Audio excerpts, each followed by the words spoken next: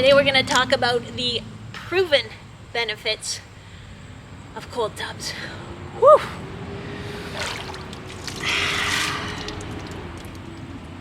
Welcome back to Goalie Training Pro TV, and this one is for all the aspiring Wim Hofs out there. And I know there are a lot of you because I've been getting a lot of questions about the recovery benefits of ice baths or cold water immersion.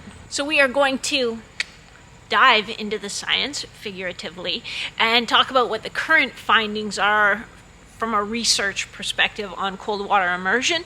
Then I'm also going to share with you at the end of the video the proven strategies that absolutely 100% definitely will give you better recovery following training sessions, be it in the gym, on the ice, energy system training, whatever. So let's start with what are the benefits even supposed to be, because some people who ask me about cold water immersion don't even know exactly what they're trying to improve with it.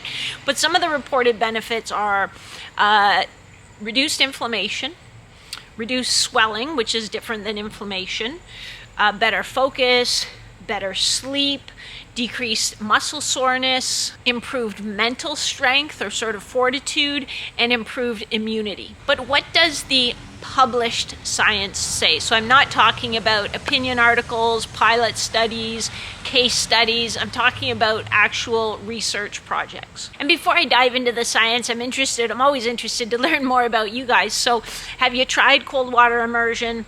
What do you feel were the benefits of it? What did you feel when you did it? And there's no wrong answer. If you felt that it gave you better focus, then great, it gave you better focus. So drop a comment below. Let me know if you've tried it. Did you like it?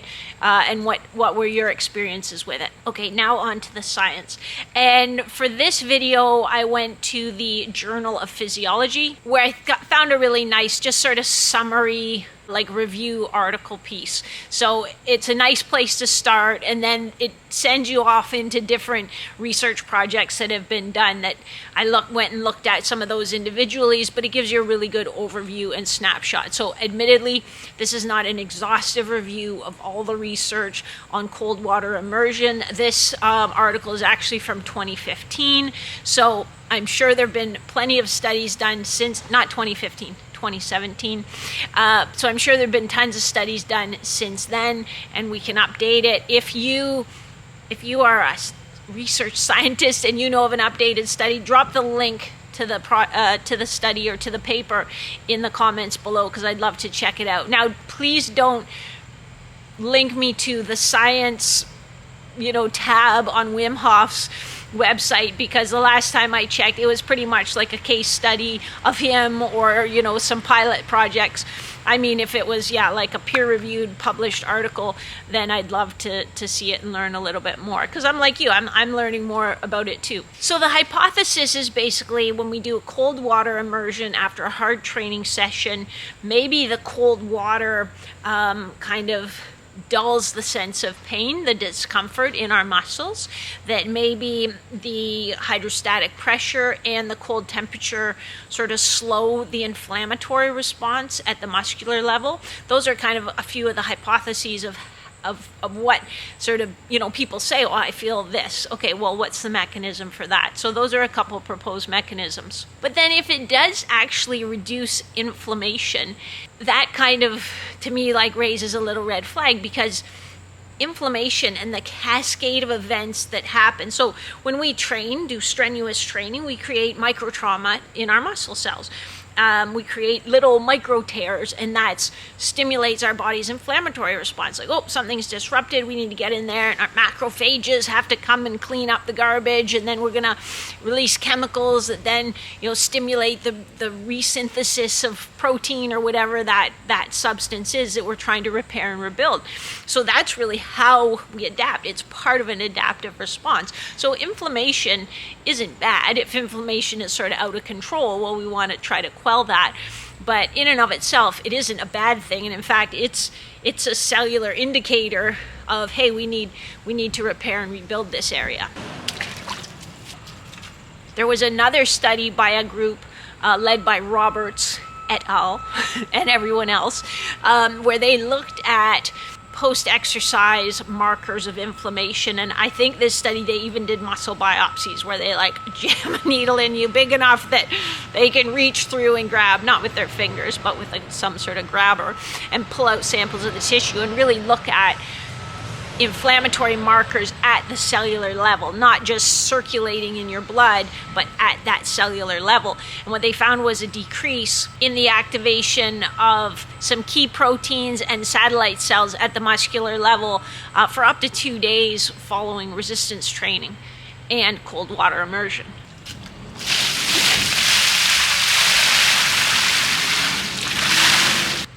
So maybe not so good if we're really trying to work on hypertrophy or max strength, working on a strength building phase. It could actually blunt that response a little bit.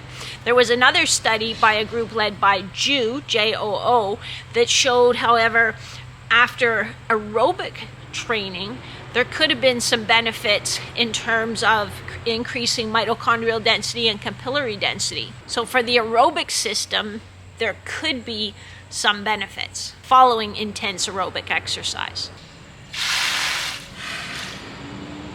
There was another human study that looked at cold water immersion, looked at inflammatory markers. These guys for sure did muscle biopsies.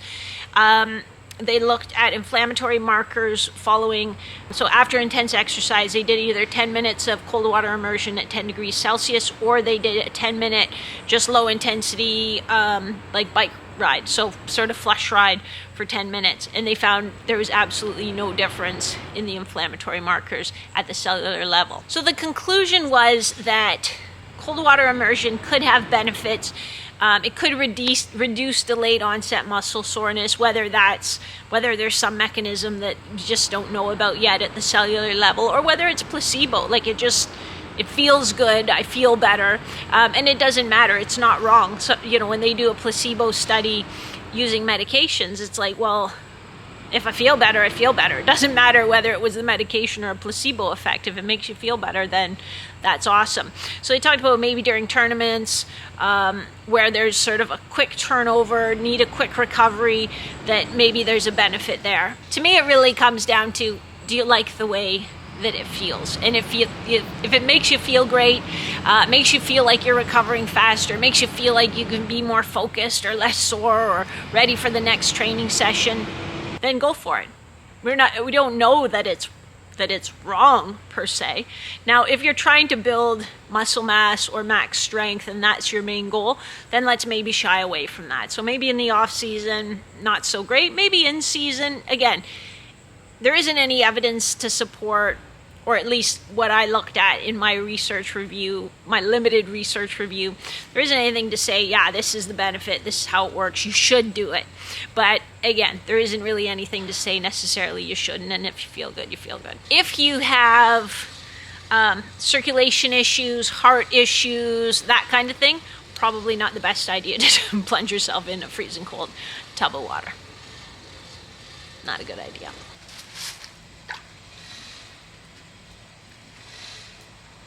But let me now turn to what the proven, research-supported, 100% effective ways to speed your recovery are. Are you ready? They're very sexy. They're very gimmicky. Get sleep.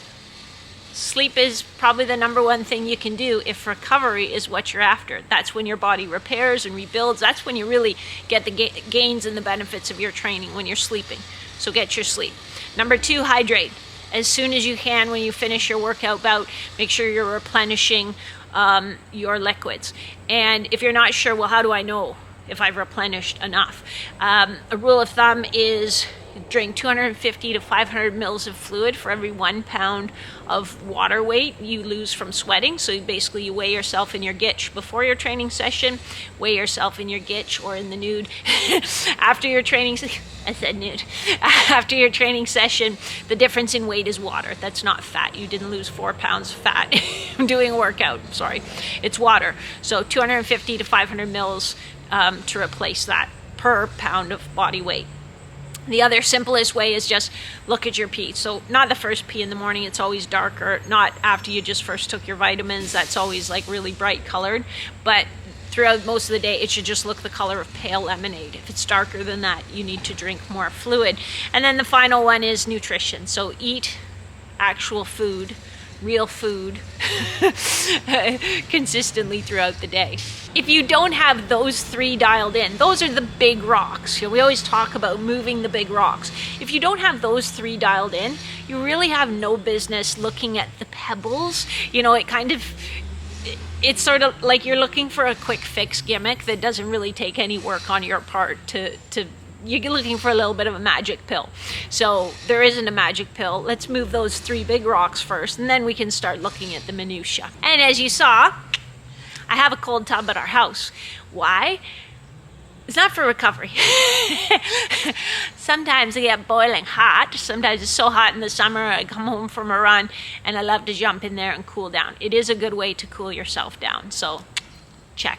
But I also like it for the mental toughness element of it. To me, I don't really like being cold. I was a cross-country ski racer. That was my varsity sport, so I spent the first 25 years of my life being frozen all the time, so I like to be warm. But I like the mental discipline it takes just to not stand there and just step in and get in it and sort of teach my brain, hey, this isn't an emergency. Nothing bad is going to happen. It's just you're being a baby. Don't be a baby. And then once I'm in there, to try and sort of control my breathing, and again, not sort of be in a panic state because I'm cold. So it's a really simple little mental training tool that I like to use. And once you're in there, it's nice. You kind of feel comfortable and you're like, yeah, this life is good.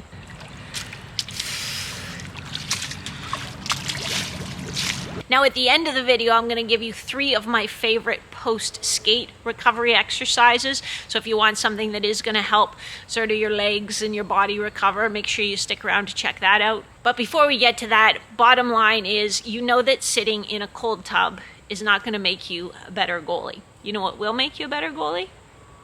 That's right, doing the right off-ice training. So if you haven't done the Butterfly Challenge yet, head to your app store and just type in Butterfly Challenge. It's free. It's a hip mobility program that will give you a wider butterfly flare and just make your hips feel incredible in the next 14 days or less.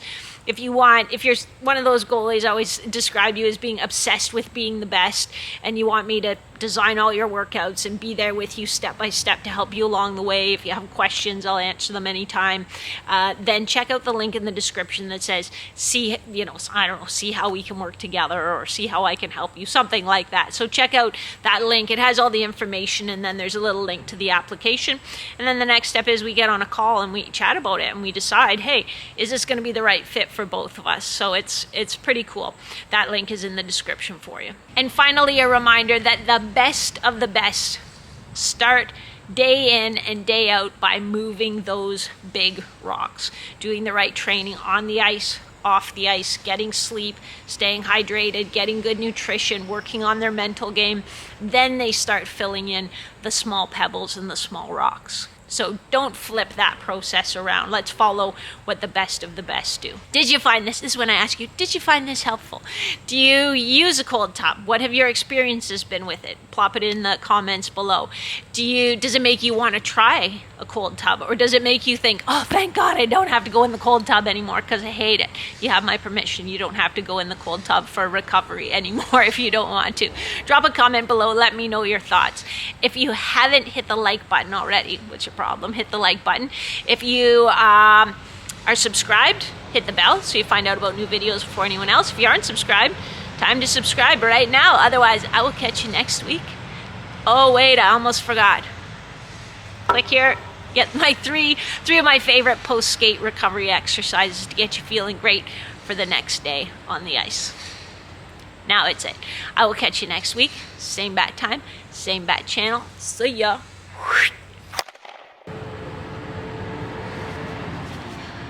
It's chilly.